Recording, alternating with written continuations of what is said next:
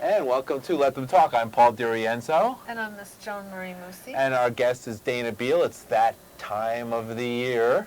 Dana, yes, welcome back. We have you on every spring. The week before the Worldwide Marijuana March, which is now climbing up to 300 cities. Oh my gosh. Worldwide. Actually, we're at 232, but we always find out about some after the fact, and we think we're going to be somewhere between 250 and 260. What do you mean by 300 cities? Well, that means that in 300 cities there are meetups, vigils, massive rallies, parades, activities of some kind. It could be a 420 party at a bar to support NORML.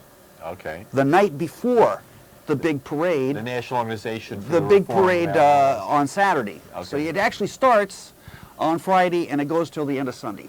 Right, because they're all around the world, there's different time zones. Right. And Saturday means a different thing in different places. So basically it starts, by Friday it's already started in New Zealand. Uh-huh. And we have, I think, about 6 cities in New Zealand. There's a huge list on the back of this poster. See, this is the list of cities. And you can go to worldwidemarijuanamarch.org, and that, unlike paper, is actually updated all the time. Right. And get the very latest updates. There's a new fellow from London who's just started a London event. It's going to be a little late this year because they're very disorganized over there due to the fact that Gordon Brown is trying to lose the election by recriminalizing marijuana. Of course, he's also going to lose the election for other reasons, but the guy just doesn't have the touch. And he's like some of these, we were discussing this on the way up, some of these old leftists who just don't get the fact that it's never going to be popular to be against marijuana, especially medical marijuana. Right, 84% of the American people support medical marijuana. And this guy is talking, Gordon Brown is talking about lethal skunk. Lethal skunk. American public? What about the British public? They support it too. And they have chronic pain patients. It's decriminalized, but he's trying to change that. He's trying to bring back criminalization. He's against the war in Iraq. He's better on Iraq than Tony Blair was. But on marijuana, he's just sadly misguided, and it turns out it's a deep-seated personal aversion. And I think this is the problem. There's a lot of people who are really scared. They don't understand that marijuana is not lethal. What? After, a hard day when he relaxes and kicks his shoes off at Downing Street, no doubt, he has a snifter of single malt scotch. You think Well, he is Scottish. That's what you're branding. He is a Scotsman. I am sure that he has his favorite brand available only in his hometown. But you see, if we were able to even, last time I tried this, there was no telephone that night. But if we take some callers, there's people out there who really believe that marijuana is more dangerous than alcohol and tobacco, even though every single scientific study that's ever been done shows it's practically harmless. Right. So this year, we have the second thing. You may have seen these up around town. We've been doing a very big publicity campaign.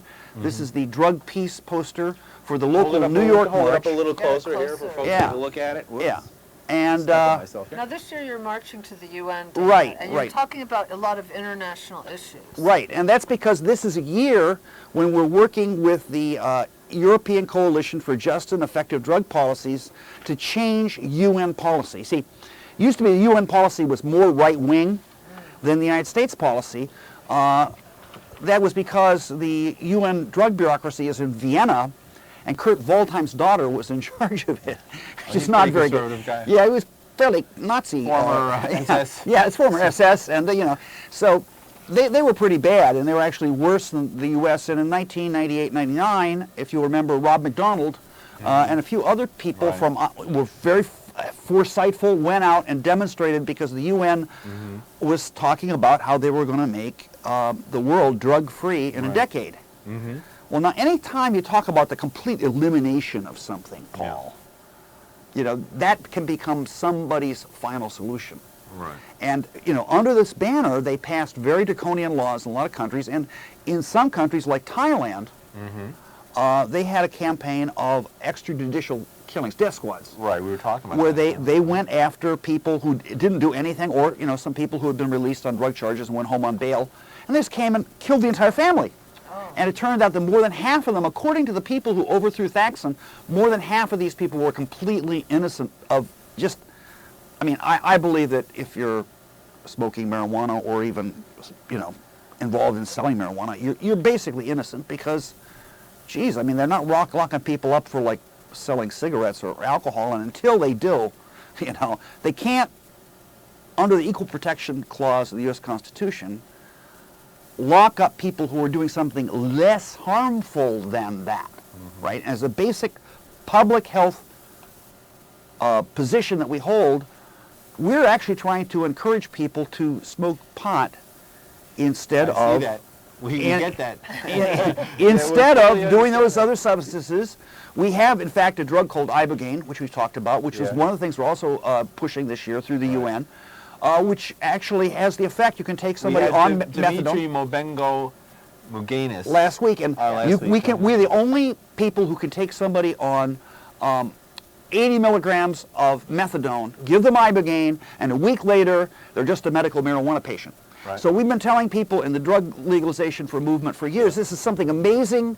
We have a problem. The solution to drug problem is solution to drug addiction is something kind of separate, right? By the way, we can deal with drug addiction without having to lock people up in massive prisons. And we saw, like last week, the United States has the most prisoners of any country, way disproportionate. Half of those are for minor drug charges. And everything. I mean, it has the highest rate of incarceration, the highest incarceration numbers. I mean, it's amazing to It's a boondoggle second only to, like, Iraq.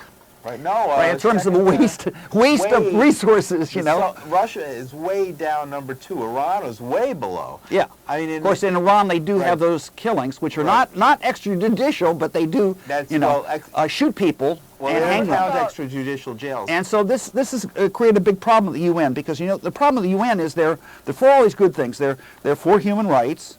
They're against the capital punishment.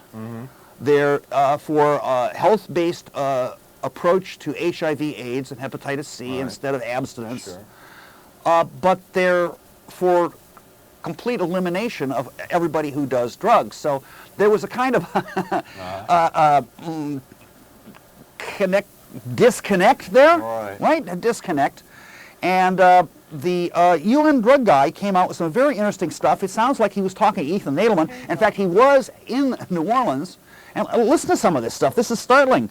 He says, you know, the control systems have had unintended consequences, like a huge criminal black market that is so profitable that people are drawn into it, right? Because anytime you take something like heroin, which junkies have to have because they can't get Ibogaine, right? And they will pay a lot of money, and they're living in an advanced country, and they can steal your TV. They need to get the heroin. And then you have these really, really dirt poor people in Afghanistan whose families are starving to death in the drought, and the only thing they can grow is poppies. Well, what is going to happen under capitalism? These stuff will find its way to the junkie, and everybody along the way will get hurt, right? So Dana, tell us a little bit. The people, the UN is beginning to say, this is not working. And so there's this international... Is that why you're going to the UN? Yeah, they're starting to see. They're starting, except this time people are listening.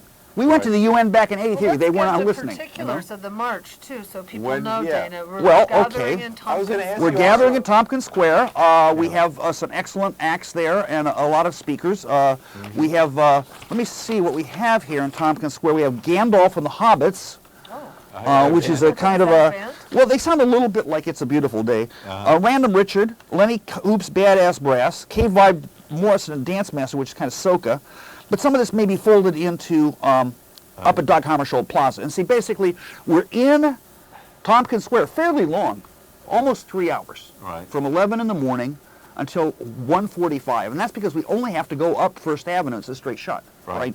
Then from 1:45 till 2:30, we're marching with a float with David Peel, which I was unfortunately just told today there's no amplification, but David Peel is loud. It's pretty loud. And he's going to lead the crowd in classic marijuana songs. Why is there no amplification? Because it turns out that we're second-class citizens compared to the... they won't give you a permit. The Christopher Street Liberation Day. Well, they said, well, that's big, you know.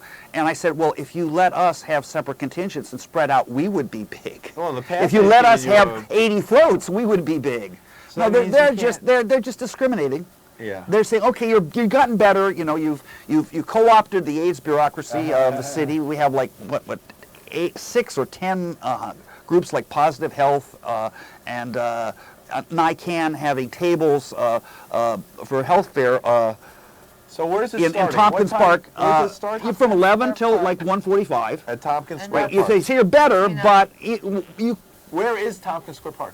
at the end of St. Mark's and Avenue A. Right, and what's Between it? 7th It's 1 block east of First Avenue. Right, and so you can get there for the Astor Place subway, the number The 6. Astor Place, or you can take the L train, or you To you know, 14th or you Street. can take the F train Second Avenue. to First Avenue, The Right. Second and Avenue just stop. walk up First Avenue and walk right. over. Exactly, there you go. So that's anyway, where you get to. And Then that's 11:30, right? then we go to Doug Hammarskjöld Plaza, following the float and the marching band. We're going to have the Hungry marching band. Was it the Hungry? Yeah, the Hungry Marching Band? Is Yeah, that them? yeah. That's Oh, we great. got them. Wonderful. We got them coming this year, and we have some great things uptown.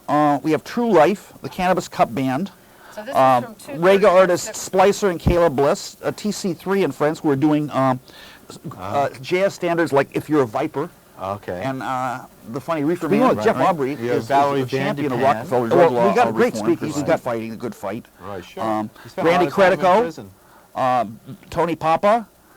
We have the medical marijuana Grammy, Barbara Jackson, our friend He's been on Arlene. this show, yes, Yeah, several Adam times. Dimitri is going to be there talking about Ibogaine. Here last AJ Weberman is going to be talking about Also, President Rudy Trump. Giuliani's corruption and his propensity We're trying for to get Playfeld Benjamin on you know, the show. fact he has friends who are like little boys in the priest movement. Right, Um, Giuliani. Yeah, well, What about him? Is that why the real reason they communion? wouldn't give him communion? well, he no. took communion. Well, He no. did. The Oh, but they problem didn't say is it was a bad the thing problem yet. is what was the priest? What did the priest done with the little boys? Oh, come on, man. No, that's Here's the our number. question. If you're That's the offended question, by you know. what he just No, said, what- There's the number, 212-757-1538. Don't bring it to me. Here's the opportunity to bring it to him. We are live. We're talking about the Medical Marijuana March in New York, Worldwide Marijuana March. It's on this coming Saturday, May 3rd. Dana comes every year to talk about it on the show. Well, you know, Let's talk. Giuliani I'm did. Paul DeRienzo, Joan Moossy, Dana Beal. Our numbers on the screen, 212-757-1538. So call us up. Call us up. I Join have the a conversation. Well, but at the height of Giuliani time, he was arresting 300 people a day at our event. Well, I remember Right, that. just at our event. And now it's down because of Bloomberg. It's down to like, you know, So 3 or 4. they're basically not arresting people No, at the event no. anymore. But, you know, the Not in guy, large numbers. you know, basically Giuliani, like Gordon Brown, was some kind of weird Puritan. Yeah.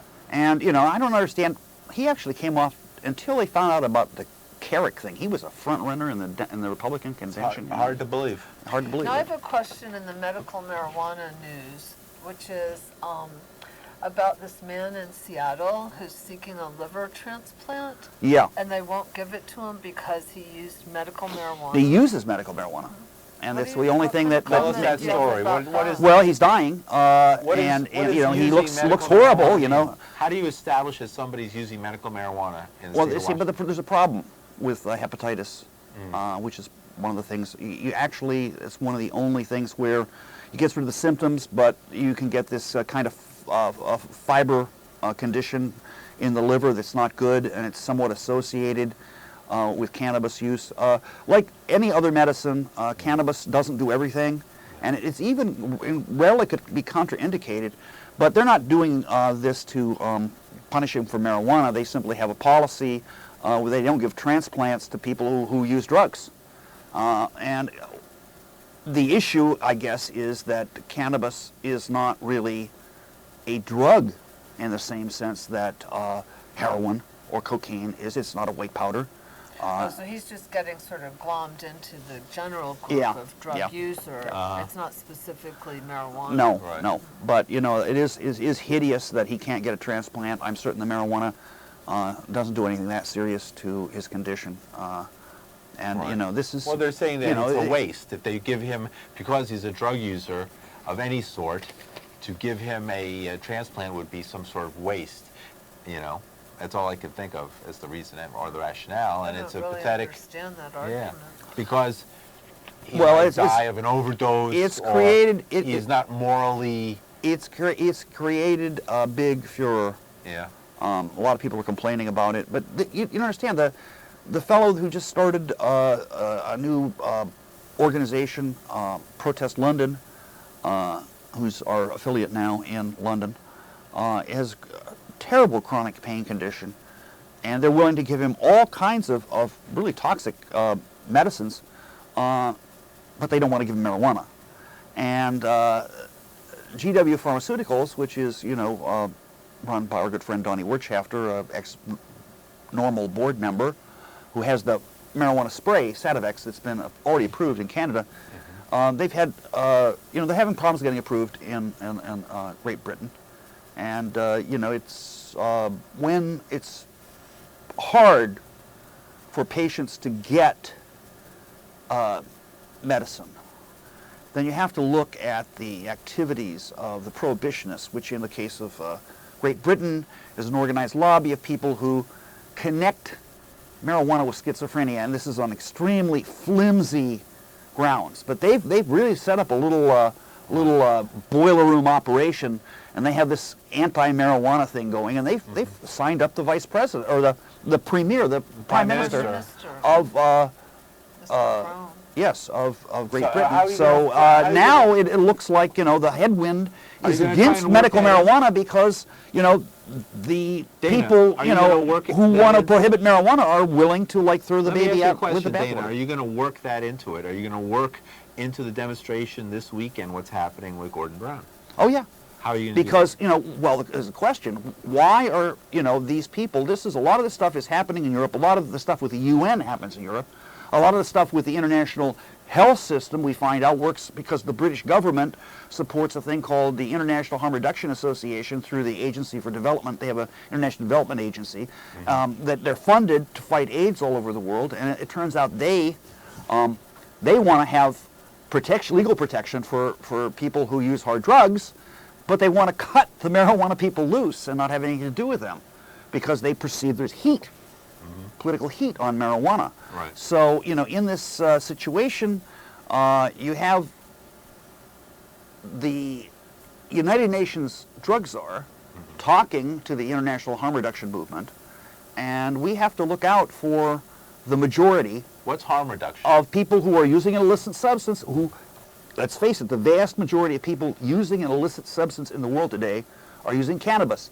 If we were to legalize cannabis, it would cut the drug problem 80% worldwide. Is that what you mean? All of a sudden, all these people would be doing something that was legal. Is that what you mean by harm reduction?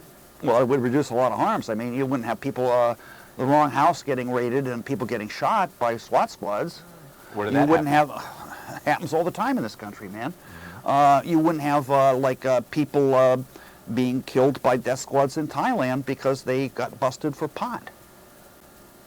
You wouldn't have a hideous number of people, African-American descent in this country, unfairly targeted by stop and frisk in New York City, being run through the system again and again, and ultimately going upstate because the Republicans want to populate their counties with people who would otherwise vote Democratic, right? I saw Keith Wright and have a bigger congressional district so that they have more services and they get more of the fat from the government, more of the pork goes to some godforsaken place next to the Arctic Circle, right, in upstate New York, where they built a local prison. And I was at a thing with Jeff Arbery where he's talking about they could shut prisons down now. The crime rate has fallen.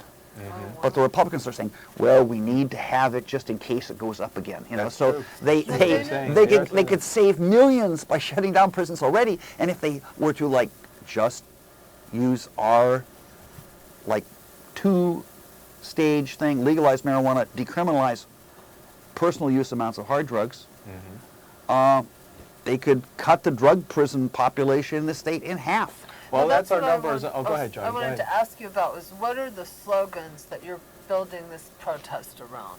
What are some of the sort of... Well, release the medicine, heal the sick, stop all cannabis arrests, stop the lies is one of my favorite. I'm really tired of the lies that these people propagate. End the prison state, and a cure is not wars. What kind of lies are you talking about? Well, the lie that marijuana has any lethality at all. Says, Gordon Brown says it's much more lethal. Well, wait a minute. You can't have something that isn't lethal be more lethal because it wasn't lethal when it was weaker. And the chemical in it is one of the safest things known. It has no toxicity. In fact, it is antitoxic because it, marijuana actually blocks tumors because it blocks glutamate production. And, tobacco actually uses glutamate as its main neurotransmitter for the tobacco high, so that you ultimately get lung cancer from it because it's an inflammatory. Glutamate works by being an inflammatory. So, You're saying tobacco, because of that, tobacco is worse. It's physically worse. No, tobacco causes 450,000 deaths a year.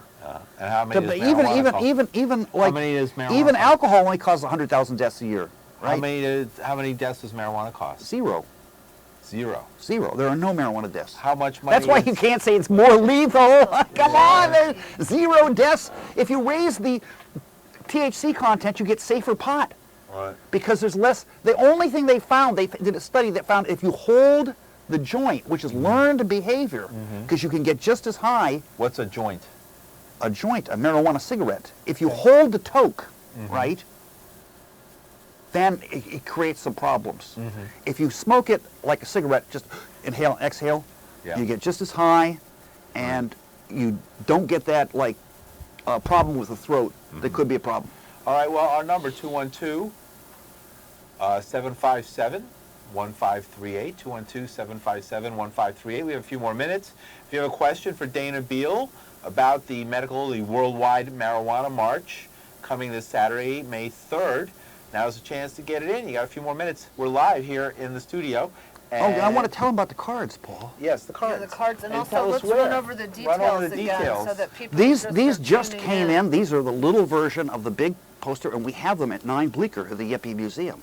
Now, we've been plugging the Yippie Museum because it's this great place that everybody that's a supporter of ours could come and hang out at the old Yippie building. We've upgraded it. We're now going to have 2 performance spaces downstairs, the Comedy Club, upstairs, it's a not-for-profit, right? the folk and you're museum. not charging anything to get in. It's free. Well, sometimes there's a cover to help raise money for the nonprofit, but a lot of nights it's free. Like tonight, they had a great show. It's free. You can come in, have a cheap cup of coffee. It's good coffee. Free shows that you've had there, yeah. And we're about ready to reopen completely. So come over and get your cards to 9 Bleecker. Call our number 212-677-7180.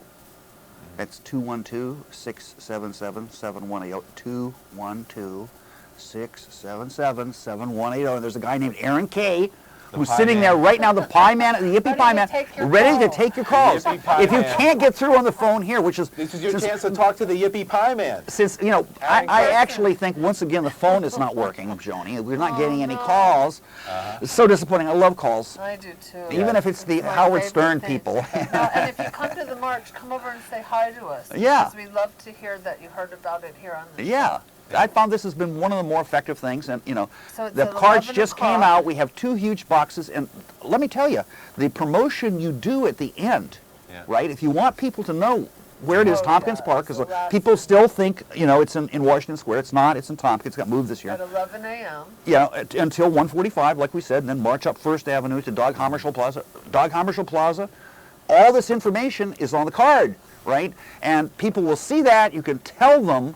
You can promote, come on out and help us promote. We can make this be so big, the police have to give us that sound permit for the floats. They just said, make it big. They said, make it as big as the Christopher Street Liberation Day Parade. It's actually only 12,000 people in that parade. Really? Because they're in floats, and they're all separated. We've had 20 ,000 people on this march. What's the but they kind of stuff us together. People who might not know. What's the Christopher Street? It's the last Sunday of June, and we will be marching in it because we support, not only do we support gay rights, they're the only group that will have us. It's like, so we're for them, man. It's like, it's like those poor guys who can't get in the Irish parade, Yeah, right. So we watched last year. We were great. We had 3 things. We had Dimitri and the people Yeah. who'd gotten better on Ibogaine with the Cure Does Not Wars Sure. banner. We had a big medical marijuana banner that got a huge round of applause. But then right coming in the end, we had worst president ever banner. That was even bigger than marijuana. And Gilbert Baker, of course, is doing the banners for this year's marijuana parade, and we're doing He's a the float. master banner maker and flag So- creator of And all he's time. been You've got to catch this. This is going to be Yeah, amazing. creator of the rainbow flag. Everybody who comes to this loves it, and so it's very important that you get in touch with us in the last 72 hours, so that Wednesday Why don't you give out Thursday the website and the phone number? and Friday, where you're passing these cards or giving a poster to a friend of yours who, well, let's face it, sometimes you get a little like absent-minded. I mean, I never blacked out on We it. only have 2 minutes, Dana. Tell folks where and Give when. all the information. All the On information. alcohol, I had blacked out. Thanks for that. We need to know that. Well, you just forget what's happening completely. I mean, forget about So memory Dana, loss. tell It's people what complete the wipe out. information is they're supposed to know in the last minute or two. Okay. Saturday. This Saturday, May 3rd, people are coming in from all over the Northeast. People are flying in from Europe to speak at the March on the UN to change United Nations policy on drugs from drug war to drug peace, right? And to thereby change policies all over the world to legalize marijuana, decriminalize personal use amounts of all drugs, make Ibogaine clean needles, and